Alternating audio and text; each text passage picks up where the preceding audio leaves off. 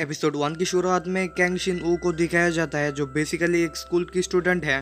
तो शिन ऊ अपना क्लास पढ़ जाती है और जाने के बाद कुछ स्टूडेंट को हमसे इंट्रोड्यूस कराती है। बेसिकली इन स्टूडेंट उसकी 20 साल की दोस्त है, मतलब कि इन सभी को वो 20 साल से जानता है। फाइनली हमें दिखाया जाता है उसका पहला प्यार हान जी सो को, जिसे वो 10 साल से प्यार करती है।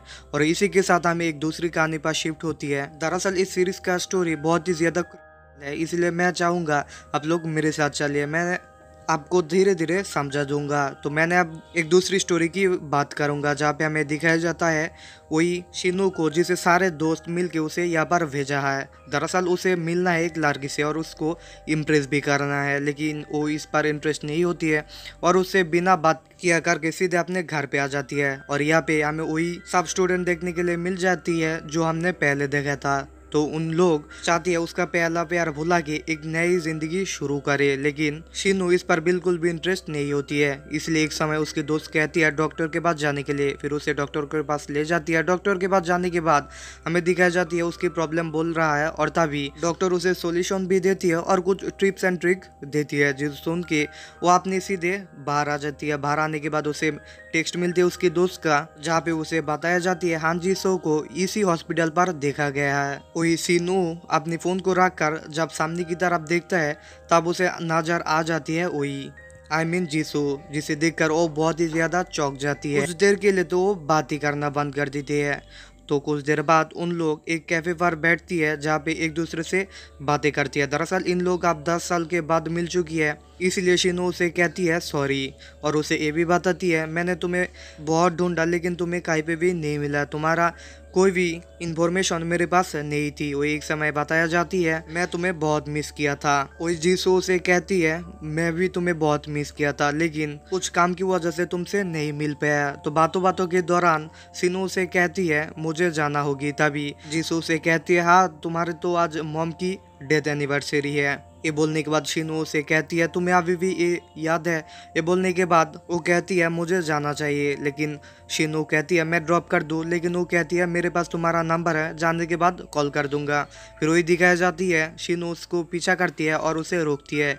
और एक समय हमें बताया जाती है जिसो उसे कह रहा है मैं तुमसे नहीं मिलना चाहती, ये तो बदकिस्मती है जो हमें इस समय पर हमें एक साथ मिलाया, लेकिन मैं तुम्हें काफी देखना नहीं चाहती हूँ, तुमसे बात भी नहीं करना चाहती हूँ। तो शिनू उसे सीधे प्रपोज करने वाली थी तभी उसकी हाथ पर नजर जाती है और उसे हाथ पर एक रिंग देखने के लिए मिल जाती है, जिसे उसे लगती है ये एंगेजमेंट की रिंग है। और फिर वो कुछ नहीं बोलती है और एक समय जीसू यहाँ से चली जाती है। और उसके बाद शिनू भी अपनी कार से घर पे जाना चाहती है, लेकिन रास्ते में उसको बार बार याद आती है वही रिंग, जिसे वो बिल्कुल भी भुला नहीं पाती है। वो यहाँ में दिखाई जाती है फ्लैशबैक जहाँ पे शिनू और जीसू की पहली मुलाकात।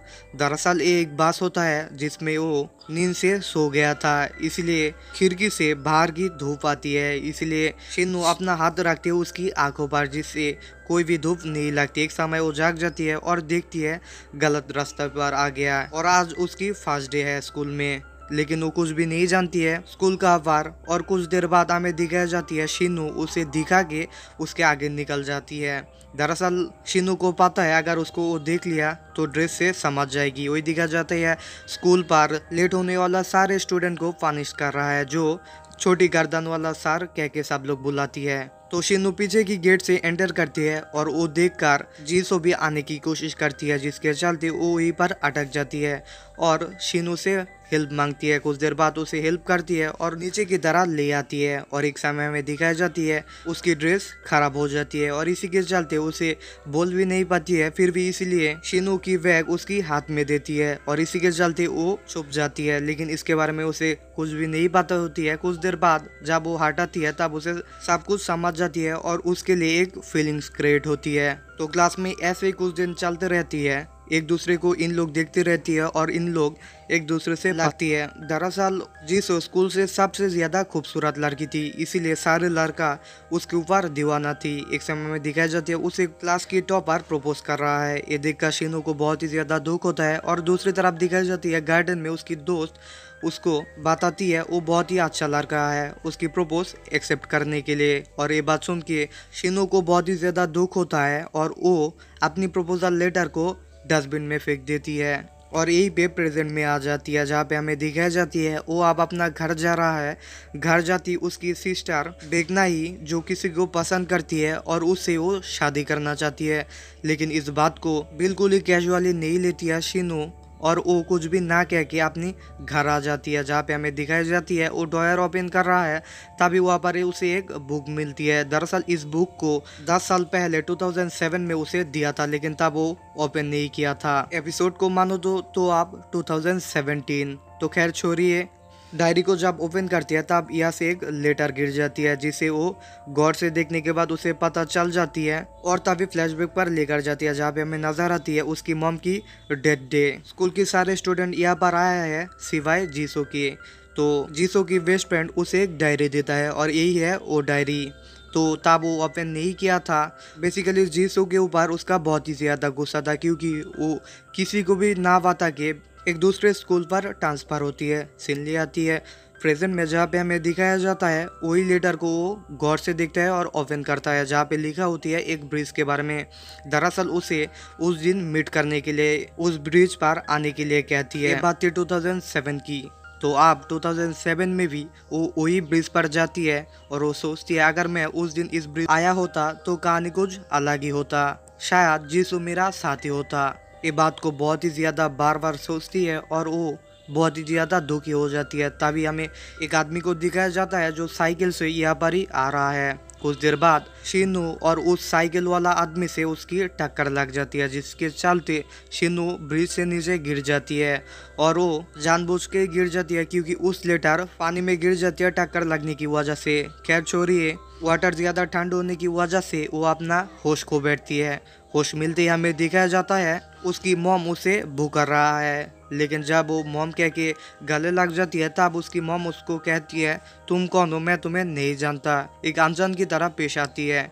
फिर हमें दिखाई जाती है उसकी सिस्टर उसकी मॉम को आंटी कह के भूकर रहा है और उसकी सिस्टर उसको बिल्कुल भी नहीं पहचानती है। और एक बार उसकी सिस्टर तो कह ही देती है मैंने तुम्हें कहीं देखा है। इसी के चलते शीनू अपना फ़ोन ओपन करती है, जहाँ पे हमें दिखाई जाती है ये 2007 और वो समझ जाती है ये एक टाइम स्लिप है। फिल्म आगे चलती है और हमें दिखाई जाती है शीनू और उसकी सिस्टर उसे बताती है मैंने शायद तुम्हें मेरा स्कूल पे देखा है, शायद तुम वहाँ पर टीचर हो। ये बोलने के बाद उसे वो स्कूल पर ले आती है जिस पर 2007 की वो स्टूडेंट थी। तो सीधे पीछे की गेट की तरह जाती है, जहाँ पे वही बचपन की शीनू 2007 की शीनू गेट से कूद रहा है। ये देखकर वो बहुत ही ज्यादा चौंक जाती है और कुछ देर बाद उसकी कान को पकड़ लेती है और इसी के चलते छोटी गर्दन वाला सर को बुलाती है और उसको कहती है एक और लड़का पीछे की गेट से आया है, दरअसल सभी लोगों को मार रहा है इसीलिए आया है। ये बोलने के बाद सार उसको पकड़ ले जाती है और कुछ देर बाद हमें दिखाई जाती है इसी गेट से जीसो आया है और यही है वो सीन जो हमने पहले भी देखा था। तो उसकी इस बार भी मौका मिल जाती है हेल्प करने के लिए, तो उसकी हाथ पकड़ के सीधे अपनी गोद पर ले लेती है और कुछ देर बाद हमें दिखाई जाती है कपड़े की वो हादसे के दौरान उसकी जैकेट को खोल के उसको दे देती है, लेकिन इस बार भी वो कुछ नहीं समझती है और जब वो धोरा हटाने के बाद देखती है तब वो समझ जाती है और इस बार भी दिल में एक फीलिंग्स क्रिएट हो जाती है। फिल्म आगे चलती है और हमें दिखाई जाती है क्लास को, जहाँ पर टीचर होता है शीनू और इस क्लास में 2 शीनू है, पहला है 2007 और दूसरा 2017। तो क्लास खत्म करके जब बाहर आती है तभी उसी की सिस्टर वेग उसे कहती है उसकी बात की इंटेंशन से लगती है शीनू को पसंद करने लगा है। इसी के चलते शीनू बहुत ही ज्यादा डर जाती है क्योंकि कहानी कुछ अलग ही होने वाली है। ऐसे चलता रहा तो भविष्य में कुछ अलग ही गड़बड़ हो जाएगी, इसलिए वो दौड़ लगाती है क्योंकि उसकी गलती के लिए जिस जगह पर 2007 की शीनू रहने की बात थी वो उसी जगह पर आ गया। फिल्म आगे चलती और हमें दिखाई जाती है बास्केटबॉल ग्राउंड को, जहाँ पर शीनू और जीसो एक दूसरे से बातचीत कर रहा है और उन दोनों बहुत ही ज्यादा खुश लग रहा है देखकर। 2017 की शीनू बहुत ही ज्यादा खुश। अभी फ्लैशबैक की एक सीन पर फोकस होती है जहाँ पे हमें दिखाई जाती है वही वास्को वही 2007 की शीनू को जो इससे पहले घटी है। तो 2017 की शीनू जब कार से आ रहा था अभी कुछ गड़बड़ी हो जाती है और इसी के चलते 2007 की शीनू को एक फ्री किस मिल जाती है और उन दोनों एक दूसरे से हैंडशेक भी कर रहा है। दरअसल इन लोग अब एक दूसरे को पहचान भी लेती है बास की वो कारनामे की वजह से। इसी के साथ ये एपिसोड की कहानी यही पर ही खत्म हो जाती है। तो हमारे साथ ही रहे, धीरे धीरे इसकी सारे पार्ट भी हम एक्सप्लेन करते रहेंगे।